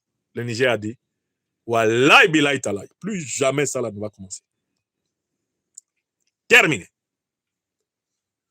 Le pétrole du Niger, il est au Niger. Le gaz du Niger, au Niger. L'uranium du Niger, au Niger. L'or du Niger, au Niger. Le manganèse du Niger, au Niger. Le lithium du Niger, au Niger. Le Niger le vend, il vend ses richesses à qui il veut, au prix qu'il veut. Celui qui ne veut pas, laisse. C'est ce qui est pratiqué actuellement. Il n'y a plus 1 gramme des matières premières nigériennes qui sort sans l'accord du Niger et sans que le Niger ait vérifié que sa part dedans prime sur toutes les autres parts. Voilà, ça s'appelle une réalisation concrète. Les accords néocoloniaux et coloniaux ont été tous dénoncés, sans pitié. Même ceux qui ont été signés avec les Américains en dernière date. Froissés, poubelle. Voilà ce qu'on appelle un gouvernement qui vous parle de ce qu'il fait et qui fait ce qu'il dit. Pas des gouvernements vassaux comme celui de Biya au Cameroun, des gouvernements louvoyants, rampants, comme celui de Ouattara Draman, les Sassou, des gens qui aiment venir dans les conférences internationales faire des discours, mais qui ne font rien de concret pour mettre fin aux accords léonais sauvages, abrutissants, aliénants, qui tiennent leur pays en otage. Et donc, le troisième élément important des accomplissements structurants du président Tiani et ses compagnons du CNSP, c'est le principe de la souveraineté sur les ressources naturelles. Le Niger proclame et assume que ces ressources naturelles lui appartiennent, à lui. Il y a un 4e élément important. Le CNSP a réussi à imposer par sa probité, par son amour du peuple, une ambiance d'unité qu'on n'avait plus observée depuis très longtemps au Niger. Il y a un pluralisme des idées au Niger, mais la plupart, l'écrasante majorité des Nigériens est d'accord avec la politique souverainiste qui est menée. Voilà pourquoi la marche vers l'autonomie a véritablement repris au Niger le 26 juillet 2023. Le président Tiani dit que s'il y a une évidence qui s'est imposée depuis que ses compagnons et lui sont au pouvoir, c'est que les décisions qui engagent le Niger sont désormais prises au Niger. Entendez, elles ne sont plus prises à la CEDEAO. Elles ne sont plus prises, à Paris. Elles ne sont pas prises à Washington. Elles sont prises au Niger par les dirigeants nigériens. Le Niger a récupéré sa volonté politique. Et c'est grâce à cette volonté politique qu'il y a une 4e catégorie de réalisation que tout le monde a commencé à voir. Le Niger peut agir sur les conditions de vie de ses populations en baissant les coûts du carburant, en baissant les coûts des frais de santé, en baissant le coût des frais de construction et donc du ciment. Le président Tiani prouve à la Nigérienne et aux Nigériens que le changement peut être mené avec des conséquences positives dans leur vie. Voilà pourquoi il invite les Nigériennes et les Nigériens à constater qu'au double plan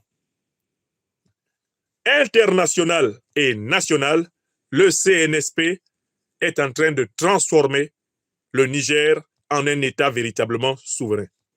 Sur le plan international, la souveraineté est renforcée par l'Alliance des États du Sahel, avec le Mali, le Burkina Faso et le Niger, alliance qui a généré la confédération et qui pourrait aller bientôt vers la fédération. Cette alliance est la base à partir de laquelle les plans du néocolonialisme français, les plans de la CEDEAO, les plans de l'impérialisme otanien ont été tous contrecarrés et la lutte continue. Premier point. Toujours sur le plan international, le CNSP du Niger a réalisé la diversification de ses partenaires, de telle façon qu'aujourd'hui le Niger peut faire des affaires avec toutes les puissances du monde qui respectent les principes du gagnant-gagnant, qui respectent les principes de souveraineté réciproque, bref, qui respectent la décision du peuple nigérien d'être maître de son destin. Il parle implicitement ainsi, notamment, de la Fédération de Russie et de la Chine, qui sont les principales puissances du monde multipolaire, qui sont en coopération dense avec le Niger, pour son bonheur, sur plusieurs plans. Et puis maintenant, le président Tiani vient au niveau national pour montrer ce qui a changé. Un plus grand travail, une plus grande amélioration de la sécurité et de la cohésion. Une meilleure gouvernance se met en place. La souveraineté économique est en train d'être reconquise. Les réformes sociales sont en cours. Les gouvernants, les ministres sont étroitement encadrés par des lettres de mission. Les Nigériens savent qu'ils peuvent demander des comptes au gouvernement et ceux qui gouvernent savent que les Nigériens les surveillent, que les Nigériens les regardent et que les Nigériens ne sont pas comme les moutons de la Ouattari. Le président conclut son allocution en informant les Nigériens que la rupture avec la CEDEAO est irréversible. Mais ce n'est pas la rupture avec les peuples des pays de la CEDEAO. Qui plus est, le président rappelle une chose. Le Niger, le Mali, le Burkina ne sont plus membres de la CEDEAO. Mais attention, le Mali, le Niger, le Burkina sont encore membres de l'Union africaine. Or, tous les pays de la CEDEAO sont membres de l'Union africaine. Au lieu de créer un vent de panique inutile dans l'opinion, comme si la sortie de la CEDEAO, c'est la fin du monde, c'est Armageddon, c'est l'apocalypse, il faut simplement se souvenir que, d'abord, tous ces pays-là sont membres de l'Union africaine. Les textes de l'Union africaine offrent un éventail suffisant pour une coopération pacifique entre les pays de la CEDEAO et ceux de l'AES. Arrêtons de fabriquer des problèmes là, il n'y en a pas. On peut vivre sans la CEDEAO, tout comme la CEDEAO peut vivre sans l'AES. Et d'ailleurs, il y a les textes donc, de l'Union africaine qui offrent un cadre de coopération, tout comme il y a les textes des Nations Unies qui offrent un cadre de coopération. Il faut souligner ici que l'AES a joué une carte, a joué un coup de poker, un joker qui a mis la CEDEAO KO. C'est quand l'AES, par la voix de ses ministres des Affaires étrangères, a décidé de permettre à tous les citoyens des pays de la CEDEAO de se circuler librement dans l'espace de l'AES. Quelle intelligence! Quelle contre-attaque! Ils ont mis Ouattara, Draman, échec et mat. Parce que la CEDEAO, instrumentalisée par le néocolonialisme français et l'impérialisme occidental, voulait utiliser ce problème du droit de séjour comme un moyen pour monter les peuples de l'AES contre le président Assimi Goïta, le président Traoré et le président Tiani. Ils avaient commencé à dire, bon, ceux qui ne sont pas membres de la CEDEAO ne pourront pas entrer dans les pays de la CEDEAO. Vous n'avez qu'à vous en prendre à vos dirigeants. Allez demander à Assimi Goïta pourquoi il est sorti de la CEDEAO. C'est à cause de lui que vous ne pouvez plus venir au Sénégal.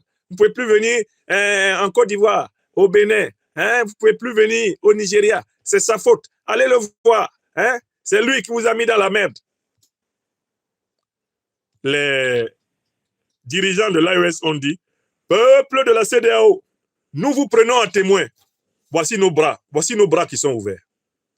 Nos mains sont ouvertes. Peuple de la CEDEAO, venez, on vous embrasse. Nous, on vous aime. Maintenant, les peuples de la CEDEAO se sont retournés comme ça pour regarder leurs dirigeants. Ouattara Draman avec son faciès asymétrique et sa démarche en point-virgule. Les Ivoiriens le regardent, on dit Ouattara, tu dis quoi? Maintenant, les Maliens disent on peut aller chez eux comme on veut. Matin, midi et soir, il n'y a même pas de problème. Ouattara, tu dis quoi? Les Nigériens disent venez, Ivoiriens, venez à Niamey, venez. Il n'y a pas. Vous montrez votre carte d'identité ivoirienne, vous passez. On ne veut même pas passeport. Carte d'identité, passez. Venez. Hein? Ouattara, tu dis quoi?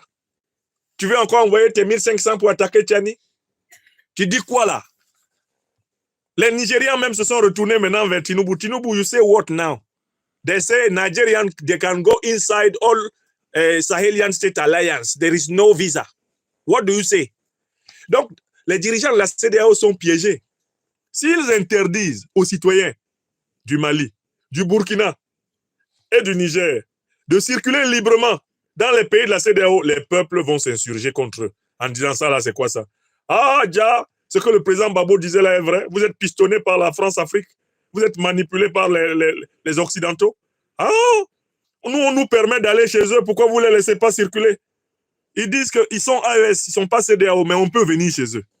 Ça, ce sont les vrais frères. C'est vous les faux types. Donc, le président Tchani est très à l'aise avec ça. Il dit, mais écoutez, après la CEDEAO, la vie continue. La preuve, nous vivons. Et puis, il y a l'Union africaine qui n'est pas morte. Il y a même l'ONU qui est encore vivante. Mais même si l'Union africaine disparaît là, l'Afrique sera. Si l'ONU disparaît, l'Afrique sera. L'Afrique est le berceau de l'humanité. Elle était là avant tout ça.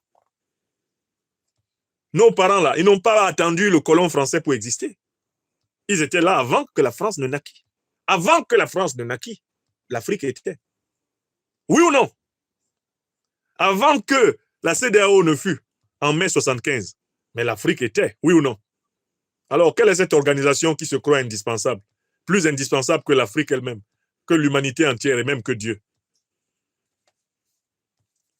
Le président Tchani souligne également l'importance d'anticiper sur les futures catastrophes, les futurs risques de catastrophes naturelles. J'ai beaucoup aimé le raisonnement subtil que le président Tchani a fait sur la pluie. C'est un raisonnement qui renvoie à une compréhension métaphysique.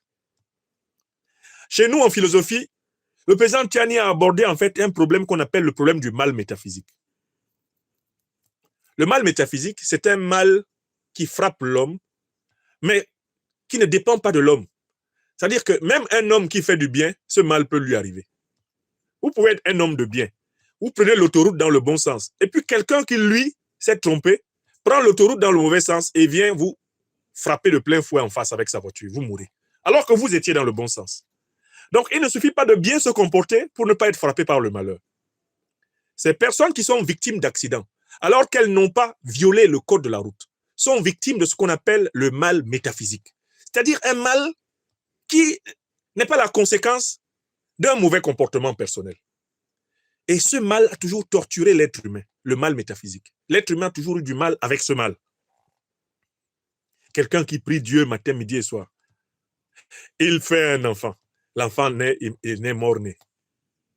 Il se retourne vers Dieu et dit à Dieu, quand même, Seigneur, pourquoi ça m'arrive? Quelqu'un qui est honnête dans tout, il se fait voler toute sa marchandise. Il se retrouve à la rue. Alors que lui, il a été honnête en tout. Il se retourne vers Dieu et dit, Seigneur, pourquoi ça m'arrive? C'est ce qu'on appelle le mal métaphysique. Or, justement, les pluies là, qui sont tombées au Sahel, qui sont violemment tombées au Sahel, ces pluies ont entraîné des morts. Elles ont entraîné des dégâts matériels énormes. Mais paradoxalement, ces mêmes pluies ont tellement fécondé la terre sahélienne que le président Tchani dit que la campagne de l'hivernage est une campagne abondante. La terre du Niger est en train de donner à manger et à boire à un niveau pas possible au peuple nigérien. Tout se passe comme si le Tout-Puissant avait décidé, là tout d'un coup de dire, cette terre vous fera manger comme jamais vous n'avez mangé. Et donc, le président Tchani soulève la question suivante. Mais la pluie qui nous a tués, c'est la même pluie qui a fécondé notre terre, de telle façon que nous sommes en train d'avoir une campagne hivernale exceptionnelle. Il y a à manger et à boire partout au Niger à un niveau pas possible. Les arbres fruitiers, les vergers, tout donne, tout donne. Alors, du coup, on est confronté à la question suivante. Fallait-il que nous mourions comme nous sommes morts dans les inondations? Fallait-il que nos biens soient détruits comme ils ont été détruits pour que nous obtenions les récompenses que nous avons? Le président Tchani dit non. En fait, le Tout-Puissant, en rendant la nature clémente, nous demande nous-mêmes de faire preuve de toute l'intelligence qu'il nous a donnée. Il dit, le Tout-Puissant dit, je rendrai féconde la terre du Niger. Je donnerai aux Nigériens et à la Nigérienne le meilleur des climats possibles pour que sa terre le nourrisse. Mais, il y a une condition. Que le Nigérien et la Nigérienne utilisent l'intelligence que je leur ai donnée pour anticiper sur les phénomènes naturels qui vont être déclenchés pour que leur terre soit féconde. Le président Tiani implicitement dit ceci à son peuple. Mais le Tout-Puissant nous donne de l'eau, c'est nous qui n'avons pas préparé les récipients pour la recevoir. Quand tu as besoin d'eau, le Seigneur te donne, tu te plains encore, c'est trop. Aide-toi, peuple nigérien, et le ciel t'aidera. Voilà la philosophie cachée de cette partie du discours. Nous savons que la nature pourrait nous donner beaucoup d'eau. Alors, en attendant l'arrivée de la saison des pluies, que faisons-nous? Comment anticipons-nous? Mais il y a des pays qui ont anticipé cela. Prenez un pays ici en Europe comme les Pays-Bas. Les Pays-Bas, on les appelle Pays-Bas parce qu'ils sont situés en deçà du niveau de la mer. Mais les ingénieurs hollandais, sachant que leur pays est situé en deçà du niveau de la mer, ont construit les Pays-Bas pour anticiper sur la gestion des marées. Et ils en ont fait l'une des terres les plus productives et les plus riches d'Europe, les Pays-Bas. S'ils s'étaient contentés de subir ce que la nature, des mers, des océans, ce que le climat leur donnait, mais ils seraient tout le temps dans des catastrophes, des catastrophes, des catastrophes, des catastrophes. N'est-ce pas? Mais ils ont étudié, grâce à l'intelligence que le Tout-Puissant leur a donnée, ils ont étudié leur environnement naturel et ils ont anticipé pour pouvoir mieux recevoir les grâces du ciel. Le président Tiani demande au peuple nigérien, il demande à l'État du Niger, il demande à la société civile, il demande au gouvernement, il demande à ses compagnons du CNSP d'anticiper davantage, de préparer mieux le peuple nigérien à recevoir les bénédictions du ciel. Il faut que quand les prochaines pluies viendront, elles soient entièrement reçues comme bénédiction grâce à une anticipation de l'intelligence. Qu'est-ce que c'est profond? Qu'est-ce que c'est profond? Nous, Africains, nous ne sommes pas condamnés à être noyés dans les inondations avant de nous réjouir d'avoir de bonnes récoltes dans nos plantations. Rien ne nous condamne à devoir subir le mal pour avoir le bien. Au contraire, nous pouvons anticiper sur les phénomènes naturels puisque nous pouvons les étudier. Nous devons donc mettre en place en amont des solutions qui font que quand les pluies viendront, nous ne nous plaignons pas d'être noyés. Oui, si Douala est noyé, ce n'est pas parce que Dieu veut qu'on meure. La pluie doit tomber. C'est toi, homme, qui dois te préparer à accueillir la pluie là. Abidjan n'est pas noyé parce que Dieu veut que les Ivoiriens soient noyés. Non. En Côte d'Ivoire, là, on doit prendre des dispositions pour se préparer à l'arrivée des pluies. Ce n'est pas parce que Dieu veut que les Togolais soient noyés à Lomé qu'il envoie des pluies diluviennes. Non. Les Togolais doivent pouvoir utiliser leur intelligence pour construire Lomé de telle façon que quand les pluies viendront, les Loméens ne soient pas noyés. Voilà la profondeur subtile de la locution du chef de l'État nigérien. Une métaphysique de la responsabilité est la condition de la prospérité. Arrêtons de regarder le ciel en disant « Hé Dieu, la pluie qui tombe là, on a encore foutu. » Quand la pluie tombe, tu dois avoir pris des dispositions pour que l'usage que tu vas faire de l'eau soit bénéfique à ton peuple. Voilà la raison pour laquelle, dans ta boîte crânienne, on t'a donné une chose qui s'appelle le cerveau. Le Seigneur ne nous donne pas le cerveau pour qu'il chope dans notre tête. C'est vrai ou c'est faux? Le cerveau n'est pas là pour chômer, il est là pour travailler. On ne t'a pas donné ça pour décorer ta tête. Quand vous voyez tout un docteur comme Cissé Bakongo qui se lève, on est des moutons d'ado. Ado dit, pion, on fait, pion. Voilà le problème. Des pays où il y a des individus à la cervelle de mouton sont précisément ceux où, quand la pluie va venir, eh bien, on va se mettre encore à accuser Dieu. Eh Dieu, on a fait quoi? Eh, vraiment, on souffre. Non. Nous souffrons en Afrique. de la sous-utilisation de l'intelligence que Dieu nous a donnée. Et c'est grâce à cela qu'on peut réduire justement la puissance du mal métaphysique. Le mal métaphysique ne se réduit que quand l'homme est reconnaissant de l'intelligence que Dieu lui a donnée et qu'il en fait le meilleur usage possible. À ce moment-là, ce qui arrive, eh bien, est ce que Dieu permet. Mais pour que tu dises que c'est ce que Dieu permet, il faut au moins que tu te sois permis d'utiliser suffisamment l'intelligence qu'il t'a donnée. Si tu ne l'as pas utilisée, il ne faut pas accuser Dieu. Enfin, le président Tiani conclut cette excellente allocution architecturale par la question de la communication publique, la communication populaire. Il invite les Nigériennes et les Nigériens à être des experts dans l'usage raisonnable des moyens de communication. Nous sommes à l'époque de la communication populaire, d'autant plus que nous sommes tous versés, pour ainsi dire, sur les réseaux sociaux. Je m'adresse là probablement maintenant à plus de 30 000 personnes en direct, ce mercredi soir. N'est-ce pas? La responsabilité que nous avons, puisque nous sommes tous, en quelque sorte, faiseurs d'opinion, c'est que nous devons constamment anticiper sur les conséquences de ce que nous disons, les conséquences de ce que nous faisons lorsque nous communiquons ou que nous sommes sur les surfaces de communication. Nous devons devenir responsables de nos actes de communication. C'est-à-dire que quand je dis quelque chose ici, je dois toujours veiller à être capable de le prouver. Quand je dis quelque chose ici, je dois toujours veiller à être capable d'assumer les conséquences de ce que je dis et d'en avoir une conscience suffisante. Quand je dis quelque chose ici, je dois me demander à qui va profiter mon propos. De quelle façon mon propos peut être utilisé? Le président Tiani invite le Nigérien et la Nigérienne, et cela s'applique à toutes les Africaines, à tous les Africains et à tous les citoyens de ce monde, à devenir responsables des actes de communication que nous posons. Car, selon la loi de l'effet papillon, petite cause, grande conséquence. Petit dérapage, grosse conséquence.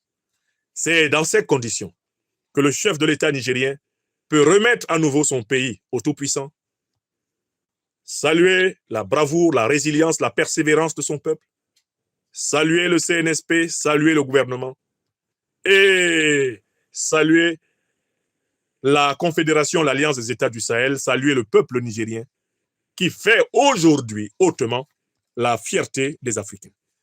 J'ai dit que cette allocution était architectonique parce que le président Tiani a procédé de manière méthodique. Il a commencé par Dieu, il a fini par Dieu. Il a posé la question centrale de la conscience nigérienne, la question de l'essence de la nation, la question de la souveraineté. Il a montré que cette question n'était pas entièrement résolue. Dans un mouvement autocritique, il a indiqué les étapes qui ont été réalisées et les étapes qui restent à l'être. Et il a partagé la compréhension des dangers que court le peuple nigérien avec l'intelligence de chacune et de chacun des Nigériens. Ce type de discours est un discours constructeur.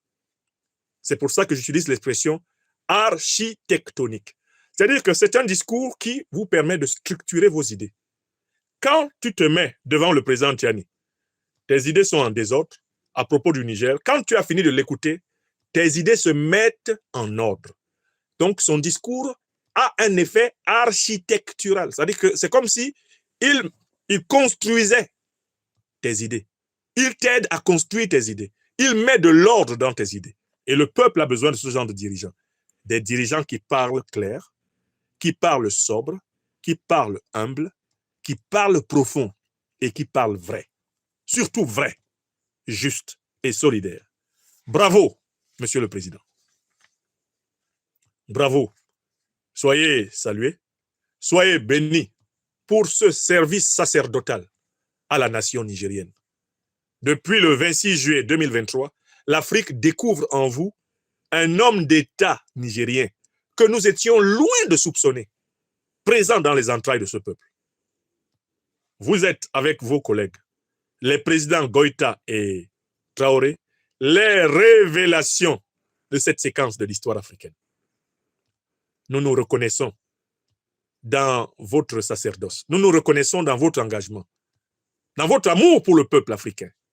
Nous nous sentons nous-mêmes honorés de vivre une époque où des hommes comme vous exercent le pouvoir. Voilà pourquoi ce discours n'aurait pas pu passer sans que votre serviteur n'apporte son modeste grain de sel à sa compréhension et à sa saveur. C'était un discours, c'est un discours, ce sera un discours qui ne sera sans doute jamais oublié. Il fait partie des meilleurs que nous ayons entendus. Et c'est pour cela que nous l'avons vraiment agréablement commenté. Nous aurions pu le commenter pendant des heures et des heures, mais chaque chose a son temps.